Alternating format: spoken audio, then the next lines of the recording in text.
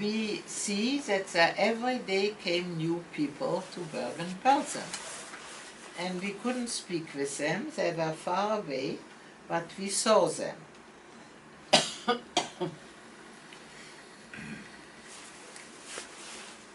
There came so many that the camp was full and full and fuller, and the Germans let build big tents. And one day we listened, there were coming 7,000 women from Auschwitz into these tents. And in November 44, a very cold, rainy day, all the tents blew down. And these women, there were I don't know how many still alive, had to get half of our 20 barracks. We got an order in 4 or 6 hours to empty 10 barracks for these women. We got a third-story bed, and we had to sleep two together, and in the meantime there were a lot of us also dying, so that was enough.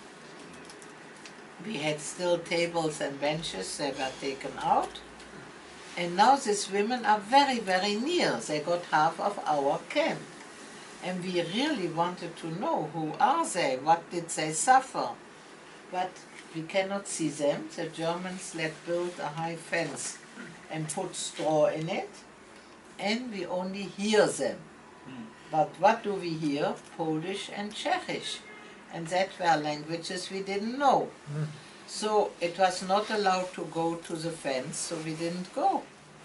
And it was till February 45, 2 months before the liberation, that somebody told me, your friend Anne Frank is here in the camp next to me. And I couldn't believe Anne Frank is eating chocolate with grandma in Switzerland. What's she doing here? So I have no choice. At night I tried to go as far as I could to the fence, and very careful, so at the top were German soldiers with rifles. They shouldn't hear me. I tried to call, hello, something. And really after the war we learned there were 40 women from Holland. So one Dutch woman heard me and answered me.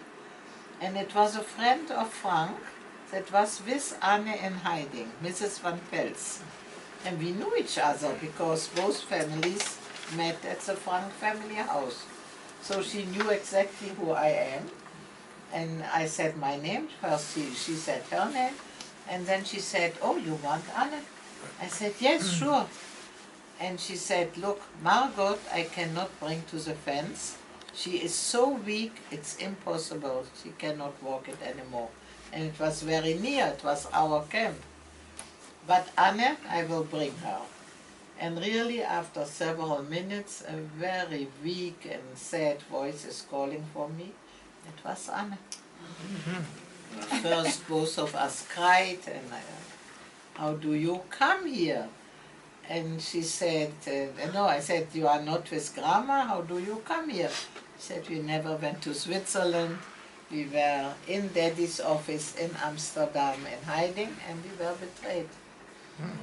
Then I told her that my mother died. She knew about the baby, she didn't know about my mother. I didn't want to tell her. My father was very sick already, he died 2 or 1 week afterwards.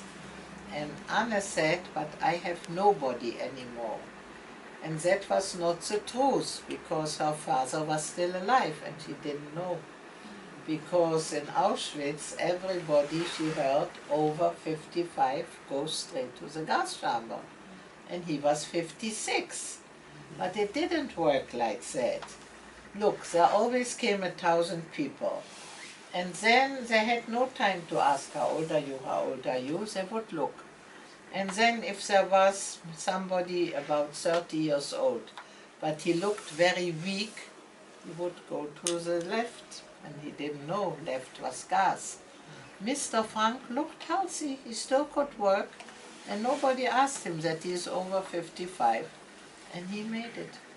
And Anne didn't know and couldn't even think about it. And so she said, and she knew her mother had to stay in Auschwitz. She was in the meantime in Bergen-Belsen. So she said, I have nobody anymore, because her sister was so sick. and she knew she will die in several days. Then she asked if I could help with some food. Look, we didn't have a lot of things more than they had. But at this world you have a Red Cross. The Red Cross has one single reason: to exist, to help people that are suffering. They didn't help us till February 45. And then only we with the passports.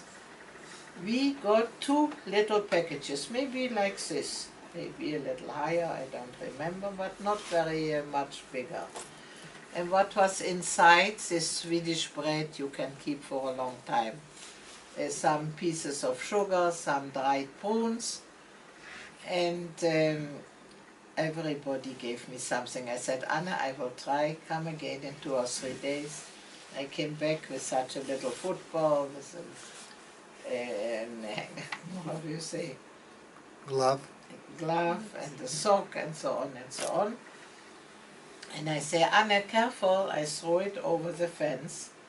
But the fence is high and the night is dark. Another hungry woman caught the package and ran away with it. And Anna was angry and is crying and is shouting. It was so sad. I had to calm her down and I told her, Anna, we try again. We could do it once again. We had 3 meetings. And this time she got the package. But then my father died. I didn't go out for several days. And when I came again to look for Anna, everything was empty.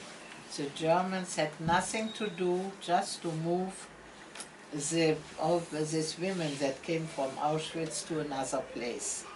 Mrs. Van Pels, the one that answered me at the fence, she died, I think, in Ravensbrück, in another camp. Anna and Margot stayed in Bergen-Belsen, but it was a huge place and not next to me, so I didn't know what happened to her. They died maybe in beginning of March or something. Tja, that is the sad story of Anna. I can go on and tell you what happened to my sister and me, but about Anna, this is the end, as you want. So how did you finally make it? Okay, so now we were, I didn't say about grammar. We come to 25 of March.